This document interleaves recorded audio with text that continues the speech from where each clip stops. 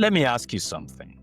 Have you ever been so comfortable that it scared you? You know the kind of comfort I'm talking about? The one that feels good, feels safe, but deep down, something whispers, careful. This softness might cost you your future because comfort doesn't tap you on the shoulder. It sedates you. It quiets your ambition. It's the enemy that doesn't look like an enemy. And I know this because I've lived it.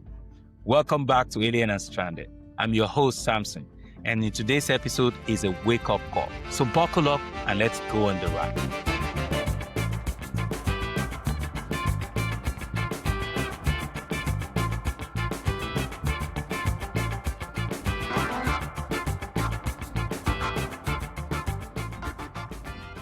There was a season of my life where everything looked perfect on paper. I had a great job. Every day I'd leave my office and be home in 5 minutes, lunch with my wife, play tennis after work, golf with friends on weekends. People hear that story today and laugh because of what I said back then. I told them I'm not ready to retire. But it was true. That life was comfortable, too comfortable. It was peaceful, too peaceful. And inside, the fire was dimming. My dream felt like they were being wrapped in a cotton wool. Protected, yes, but suffocated. I had visions to build companies, to innovate, to grow, to lead. But when I looked around, I didn't see the network, the challenge, the pressure, the hustle, the ecosystem I needed. Comfort was holding me like a warm blanket. So I moved, not because life was bad, but because life was too good. The fire was calling, and I refused to become someone God lured into early retirement by comfort. And that's what today's episode is all about. The real villain in many immigrant stories isn't poverty, it isn't opportunity, it isn't even racism. The real villain, the silent assassin, is comfort.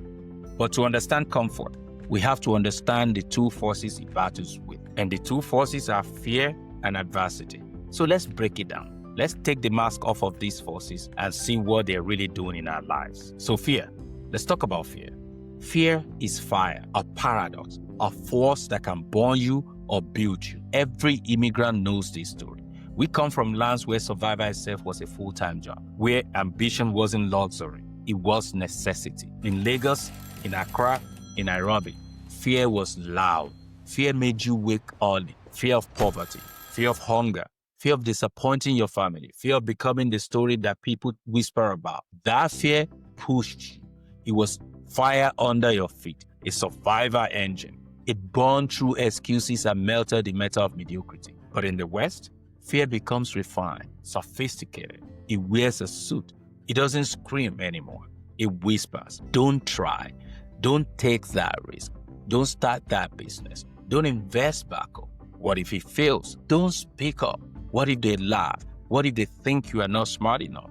What if you are not as good as you think? And before long, that once burning fire turns into quiet anxiety, a controlled burn that never becomes useful heat. And just like that, the same fire that once pushed you now freezes you. Now, here's the truth bomb. If you learn to dance with fear, it becomes adrenaline. If you avoid it, it becomes paralysis. Most immigrants don't fail because they are weak. They fail because they became too civilized to take risks. They stopped playing offense and started surviving on defense. Adversity. Now let's talk about adversity. Back home, adversity was our blacksmith. It shaped us, polished us, sharpened us. No electricity, you improvised. No job, you start selling something. No support, you hustle. That heat made us strong. It made us sharp. It made us hungry. But when we moved abroad, we lose that heat that molded us. We go lukewarm. We start living in temperature-controlled lives, emotionally and mentally. Meanwhile, look at our Indian brothers and sisters. Many stay on visas for 10, 20, even 25 years. That pressure creates excellence.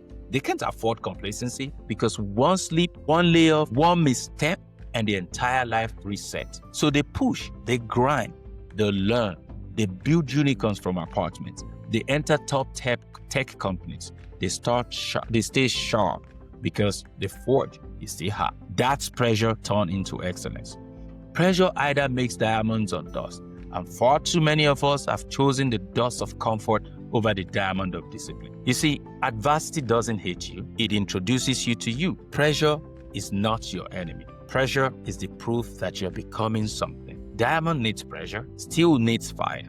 Purpose needs adversity. So stop running from hard things, run toward them. Because in that heat, you rediscover your edge. Comfort is the most dangerous blessing because it comes disguised as peace. Comfort doesn't interrupt you, it lulls you, it talks you in, it whispers, you are fine. But comfort isn't trying to make you successful. Comfort is trying to make you manageable. You start doing the same things every day. You start surviving instead of optimizing. And slowly, your ambition starts melting into the couch. Some of you listening, you are one promotion away from losing your purpose. You are one salary increase away from losing your hunger. You are one calm season away from getting stuck. You start snoozing your purpose one nap at a time. You start talking more about dreams rather than chasing them. And then years later, you wake up one day and realize you are living the same year over and over again, just with a different iPhone model. The people you left back home, they're building mansions now. They are CEOs. They're daring. They're failing, rising again. Meanwhile, you're trapped in what I call the 9-to-5 treadmill of quiet suffocation. You're not failing, but you're not free either. Comfort is soft, but soft things can suffocate. And that's why I left that peaceful little town, because I'd rather fight in the storm than retire in the sun before my time. So here's the truth. If your life feels too calm for too long, you're probably in danger. Growth needs chaos. Creativity needs discomfort. Every great life has a little bit of holy discontent. That quiet restlessness that says, I can do more. I can be more. I was not sent here to play safe. So how do we fight comfort? How do we keep the fire alive?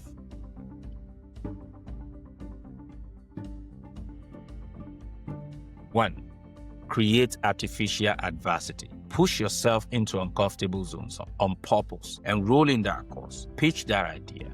Reach out to that investor. Submit that manuscript. Don't wait for pain. Schedule it. 2, reignite the immigrant edge. Remember your first month abroad, how alert you were, how hungry you were, how sharp. Go back to that mindset, but with the resources you have this time. Comfort is a privilege, not a place to retire. 3, audit your fear. Write them down, every single one of them, all the what-ifs that has been haunting you.